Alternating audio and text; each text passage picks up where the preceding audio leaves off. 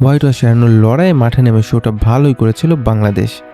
তৃতীয় ওয়ানডেতে জিম্বাবুয়েকে বড় সংগ্রহ করতে দেয়নি টাইগার বোলাররা। নিয়মিত বিরতিতে উইকেট তুলে স্বাগতিকদের চাপে রেখেছিল শরীফুল ইসলাম, তাসকিন আহমেদরা। আগের ম্যাচে সেঞ্চুরি করা বেন কারানাস ফিরেছেন মাত্র 5 রানে। এরপর শরীফুলের দুর্দান্ত বোলিংয়ে চাপে পড়ে জিম্বাবুয়ে। তবে এক প্রান্ত আগলে রেখে লড়াই চালিয়ে যান ওয়েলসিস মাদাবেরা। 74 বলে 75 রানের গুরুত্বপূর্ণ ইনিংস খেলেন তিনি। সেই দিকে ব্রেড ইভান্সের ঝোড়ো ব্যাটিংয়ে 200-র কাছাকাছি পৌঁছে যায় জিম্বাবুয়ে। 43 বলে 50 রান করে দলের সংগ্রহ বাড়িয়ে দেন তিনি।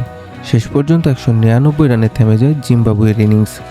বাংলাদেশের হয়ে শরীফুল ইসলাম 4 উইকেট নিয়েছিলেন সবচেয়ে সফল বোলার। এখন বাংলাদেশের সামনে মাত্র 200 রানের লক্ষ্য।